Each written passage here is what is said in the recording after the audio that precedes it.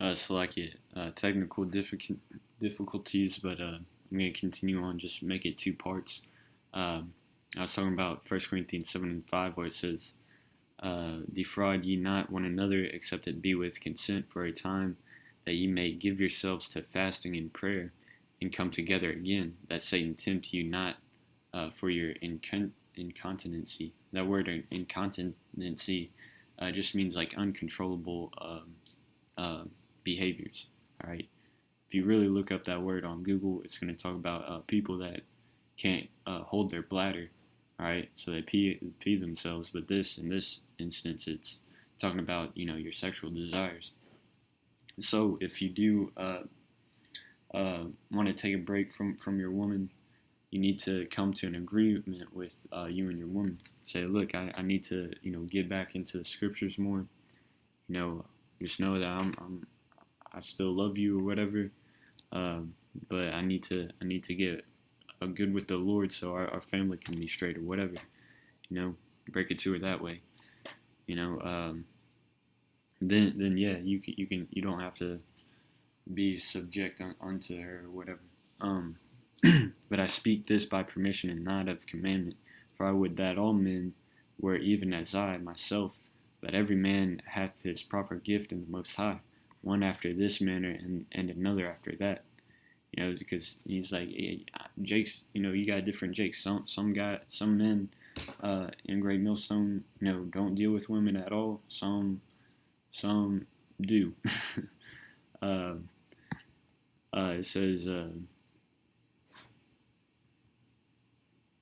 I say therefore to the unmarried and widows, it is good for them if they abide even as I, because Apostle Paul didn't really deal with women like that.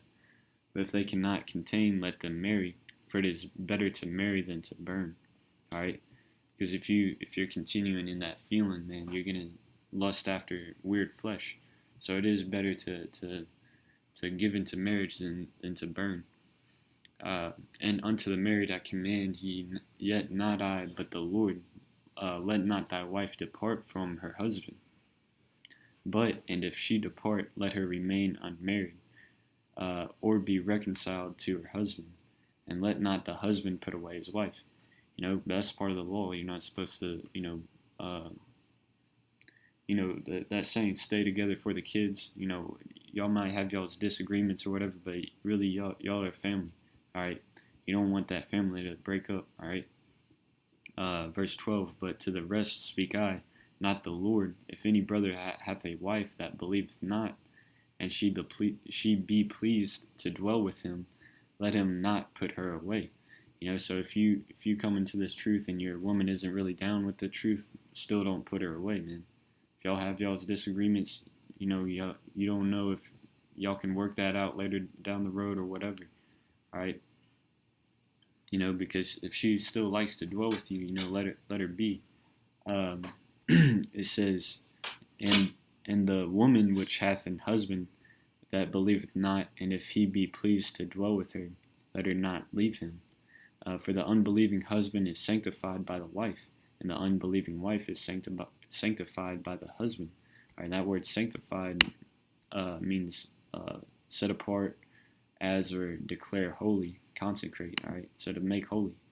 They're made holy by having that relationship with you. Else were your children unclean, but now are they holy. Right. But if the unbelieving depart, let them depart. A brother or sister is not under bondage in such cases, but the Most High hath called us to peace. So if they want to leave, let them leave, basically, because they have the liberty in this society to do so. They're not bound by the law, especially if they're unbelieving. Let them, because what their end is going to be if they don't hearken unto the Lord. Because verse 16 says, for what knowest thou, O wife, whether thou shalt save thy husband? Or how knowest thou, O man, whether thou shalt save thy wife? All right? And, because, this truth is going out on the highways and hedges and on the internet, hardcore. But, you're still going to have people coming to this truth by way of having certain relationships with people. All right? So if you have a girlfriend or whatever, she might be saved through you. If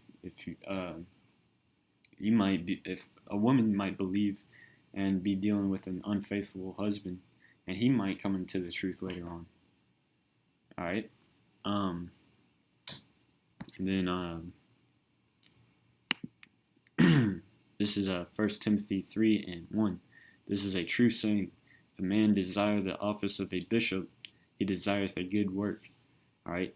A bishop then must be blameless, the husband of one wife, vigilant, sober, of good behavior, given to hospitality, apt to teach. All right. You can't be apt to teach if you're running around with a bunch of women. That's why he says, hey, just have one woman.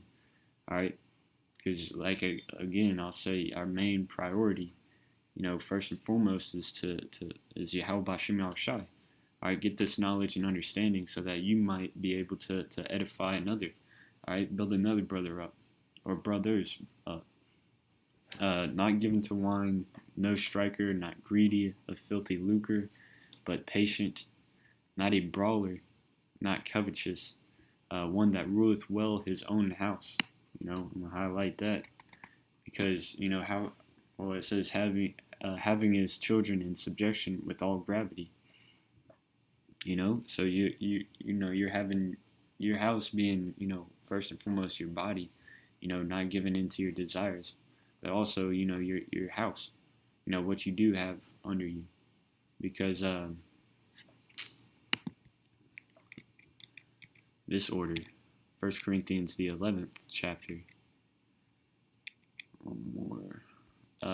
Be followers of me, even as I also am of Yahushua. This is again Apostle Paul speaking to the church in Corinth. He's saying, be ye followers of me as I am Yahushua. I praise you, brethren, that ye remember me in all things and keep the ordinances as I delivered them to you. But I would have you know that the head of every man is Yahushua, and the head of the woman is the man, and the head of Yahushua is the Most High. All right, Yahweh. So it goes Yahweh, Yahushua, the man of the house, then the woman. All right, and that's the ordinances, and that's how things should be ran.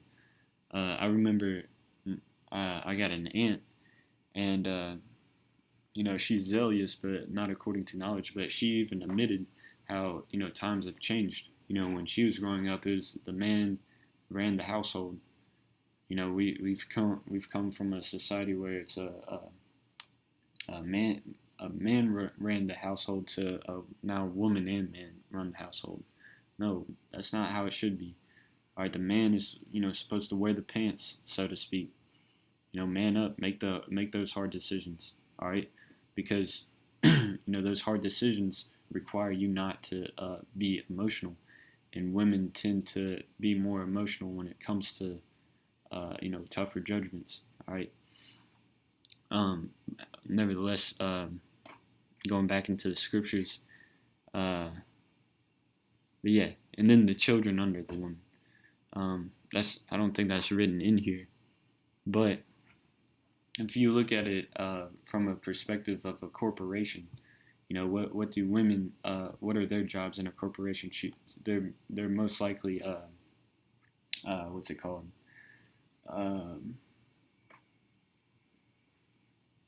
Where they're at the desk and they pick up the phone and fuck.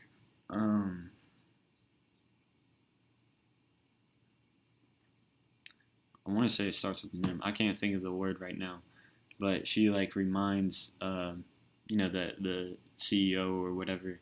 It's like, hey, you got a meeting at 12:30 with so and so. But the man is dictating those big moves, all right? Because he's concentrating on the bigger problems, and those small details slip his mind sometimes. So if you can program a woman to say, hey, look, schedule all this stuff out. I have to meet with so and so and so and so. Free up some space if needs to be. This is prioritized, and then you go on and focus on some other stuff. The woman is there to organize your schedule. Organization is pretty much like a woman's lot. Uh, because around the house she cooks, she cleans, and she might, do a little gardening. She does those small little detailed stuff. She decorates and fills up the house with detail, right? But a man's job is to do those priority things. Men are better problem solvers. If you go into the psychology of how a woman's mindset differs from a man's, you'll notice that men are way better at problem solving, and women are better at remembering like small details. Um, so if you're putting your house in order, put your woman in that job, give her that job, and she'll flourish, man. Put her in that lot, because that's what a woman's lot is. All right. That's why when you argue with a woman, she'll remember details from January 3rd from 2000 and whatever. You're like, how the fuck do you remember that shit? But when a man is arguing, he's arguing the bigger picture. All right. He's like, look, if you can just see why I did this and where we'll be at, next week or whatever. Anyways, um, one that ruleth well his own house, having his children in subjection with all gravity. For if a man know not how to rule his own house, how shall he take care of the church of the Most High? That's true, man.